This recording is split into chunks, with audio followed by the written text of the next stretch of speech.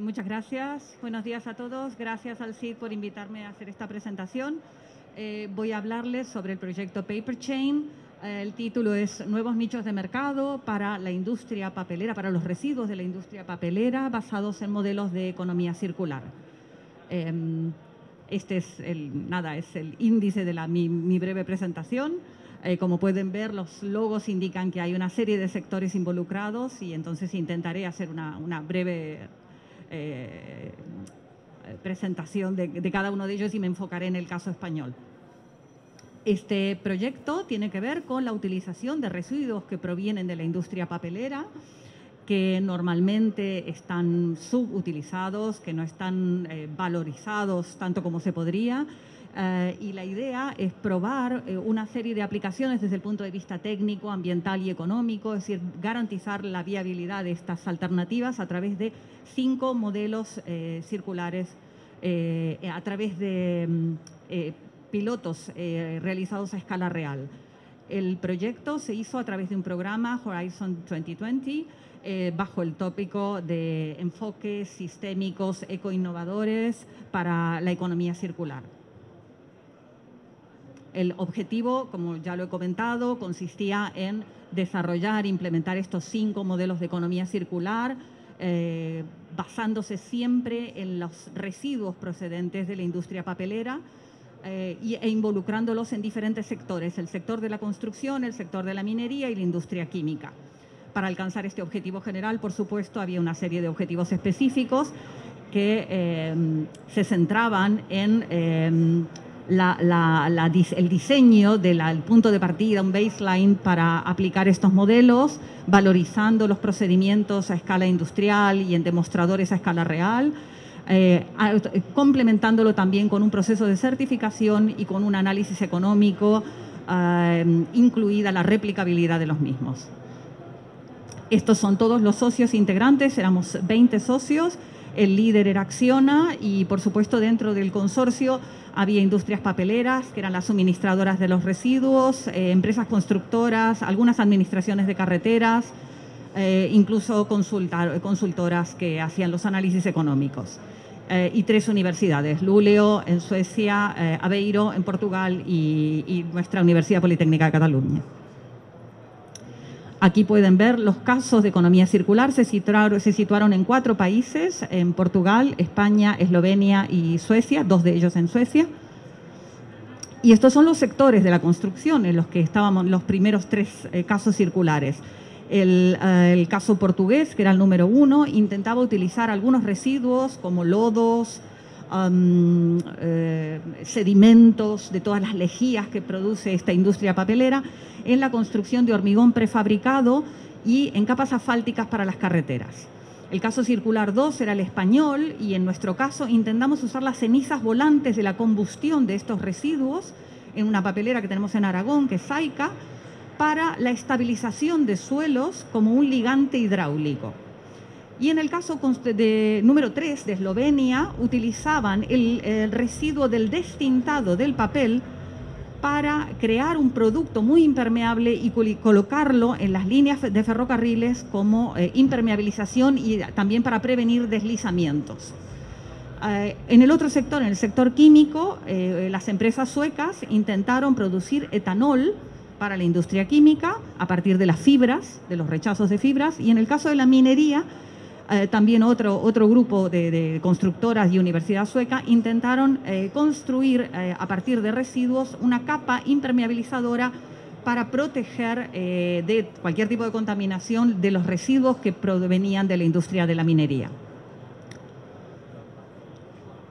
Esta es una de las imágenes del hormigón prefabricado que se fabricaron en Aveiro, en Portugal. Este es el otro piloto que también se hizo en Portugal, la capa asfáltica que incluía estos residuos de la industria papelera, que era Navigator en ese caso. Esta es una imagen de uno de nuestros tramos, de nuestros 3 pilotos españoles, en una carretera en Aragón, en un camino de Aragón, no tenía categoría de carretera, pero bueno. Este es uno de los ejemplos del caso circular 3 en Eslovenia. Esta era la línea férrea que normalmente sufría deslizamientos de taludes en las zonas contiguas Entonces, para prevenir estos riesgos de ocupación de la vía, detrás de esos gaviones que pueden ver estaba el producto que fabricaron con los residuos de papelera. Y esta, bueno, es una imagen de todo el proceso químico que se desarrolló para fabricar el etanol en Suecia. Finalmente, estas son imágenes de la capa selladora de los residuos de la minería que se fabricaron también en el norte de Suecia. El caso español, particularmente, se desarrolló a través de tres pilotos en los cuales utilizábamos las cenizas volantes de la combustión de este residuo papelera en tres capas diferentes, estabilizando suelos. Empezamos con el caso más simple, más sencillo, y fuimos subiendo, exigiendo cada vez más propiedades mecánicas y una participación más importante dentro de toda la estructura de nuestro pavimento. El primer caso, intentábamos sustituir la cal que normalmente se utiliza para estabilizar un suelo plástico, reemplazando la cal con nuestras cenizas volantes. En el segundo caso, reemplazamos el cemento con nuestras cenizas volantes para construir una explanada de mayor calidad, de mayor resistencia, y finalmente construimos una capa de lo que se llama suelo cemento, y en este caso era suelo ceniza, dentro de una autopista en la Font de la Figuera, en Valencia. Es decir, que fuimos comenzando desde el caso más sencillo en un camino sin pavimentar, un camino de tierra muy sencillo, y llegamos a una carretera de mucha más importancia en cuanto a tráfico. Esta es la localización de los tráficos. Pueden ver que dos de ellos estaban en Aragón, en Ejea de los Caballeros y Villamayor de Gállego, y el último en la Font de la Figuera, en Valencia.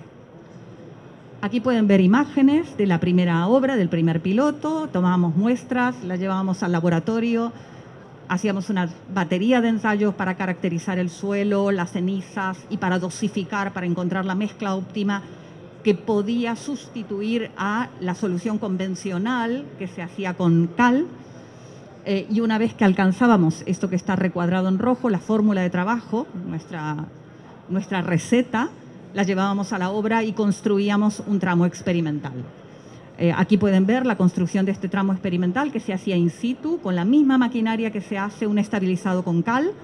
La idea era tratar de replicar la solución y no encontrar grandes variaciones, grandes diferencias.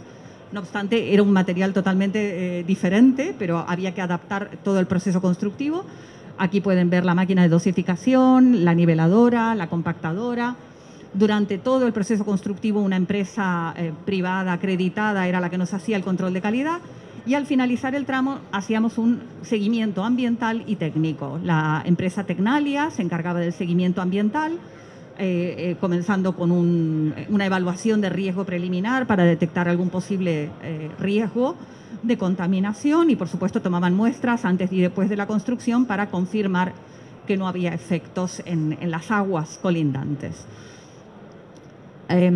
Nosotros nos encargamos junto con Acciona de la monitorización posterior desde el punto de vista técnico, y como pueden ver, bueno, era un camino de tierra, pero comparando el tramo experimental con el tramo de referencia, el que tenía cal, no se veía ningún tipo de deterioro diferente, ¿no? Eran algunos materiales que se soltaban, pero eran muy pequeños.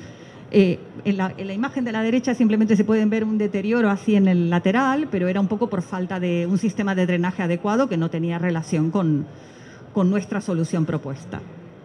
El piloto 2 era muy parecido, pero ahora consistía en sustituir el cemento, en una estabilización con cemento, con cenizas volantes. Del mismo modo que antes, hicimos una serie de ensayos para tratar de encontrar nuestra fórmula de trabajo, para ver cómo había que dosificar las cenizas volantes, el agua, y cómo había que compactar ese material para después replicarlo en la obra. Estas son imágenes de la construcción del tramo en Villamayor de Gállego, nuevamente con el mismo equipamiento in situ, y en este caso construimos un estabilizado tipo 3 de muy buena resistencia, que después se cubría con un tratamiento bituminoso superficial. En la imagen de la izquierda pueden ver incluso la extensión de la emulsión en negro, que seguía por una extensión de gravilla para tener una superficie más impermeable, más rugosa y resistente.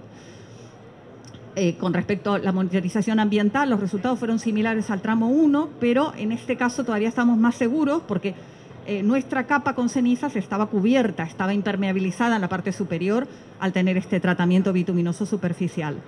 Y desde el punto de vista técnico, bueno, también hicimos una inspección visual y extraímos muestras para ensayar en el laboratorio a diferentes edades. Incluso comparando el tramo de referencia con cemento y el tramo con cenizas, podemos decir que el tramo que tenía cemento se fisuró un poco porque era demasiado rígido, ¿no? Y la contracción esperable de estos materiales conlleva alguna fisuración. Por tanto, también tuvimos resultados satisfactorios.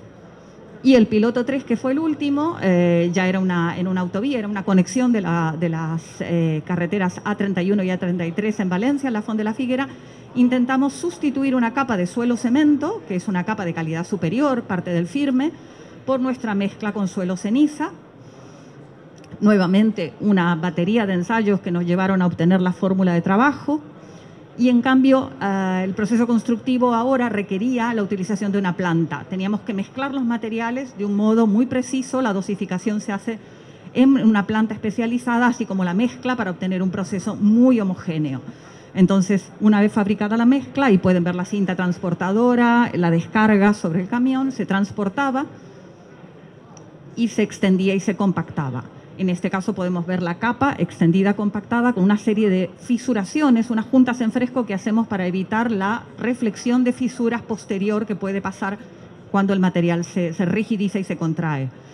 Y en la imagen de la derecha ya pueden ver el riego de curado que se extiende, que se esparce sobre esta capa para evitar que se evapore el agua.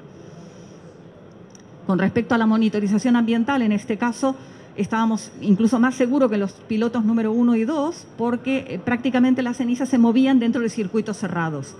Iban por silos al mezclador, del mezclador al camión, por tanto no había tanto riesgo de emisiones de polvo a la atmósfera.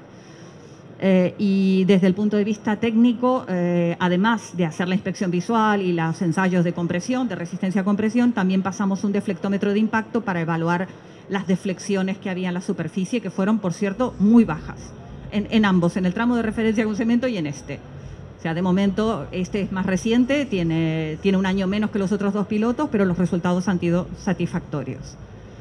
Otras tareas que también se llevaron a cabo en este proyecto fueron, bueno, un análisis, una recopilación de todas las barreras que había, no solo tecnológicas, desde el punto de vista legal, por falta de un marco legal para cierto tipo de residuos, un análisis de ciclo de vida, y un análisis económico para intentar replicar las soluciones en otros países, en otros entornos, en otras regiones.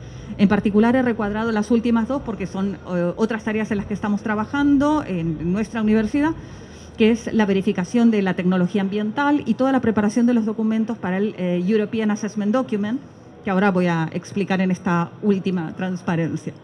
La ITV, tiene como objetivo promover la tecnología, digamos, validarla a través de un organismo, de un tercer organismo que es independiente, que es un agente que se encarga de revisar toda la documentación, de analizar los resultados de los ensayos y dar a conocer a la Unión Europea esta nueva tecnología y difundirla de un modo confiable. De este modo, creo que avanzamos un paso más en la divulgación de la aplicación de estos residuos. Nosotros hemos llegado a la primera etapa de la ETV, que es el Quick Scan, y ahora estamos ya finalizando el escaneo completo, la etapa final. Y la segunda tarea, que es la de la documentación para conseguir el EAD, el European Assessment Document, es una etapa que consiste en preparar una especie de pliego, como si fueran los primeros pasos que uno da para comenzar a llegar al marcado CE. Porque estos productos no están estandarizados, no hay una norma armonizada que los recoja y entonces tampoco podemos pretender un marcado CE para comercializarlo. Por tanto, tenemos que empezar con el EAD, que es este primer paso. Y bueno, esto es lo último que hemos intentado hacer. A modo de conclusiones, y particularmente hablando de las carreteras, bueno, me gustaría decir esto, ¿no? Que nuestras carreteras, nuestras calles, nuestras sendas contribuyan al crecimiento de la sociedad y mantenerlas, por tanto, en muy buenas condiciones es esencial para un país o para una región.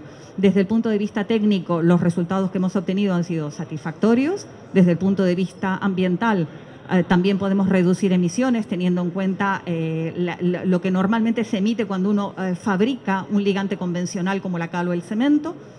Y desde el punto de vista económico, bueno, sabemos que estas soluciones impulsan la economía circular, aprovechando un residuo que podríamos llegar a llamar subproducto a través de lo que llamamos zero waste. Esta es la frase con la que normalmente terminamos, ¿no? La economía circular es la clave para un desarrollo sostenible y si alguien quiere preguntar, muchas gracias.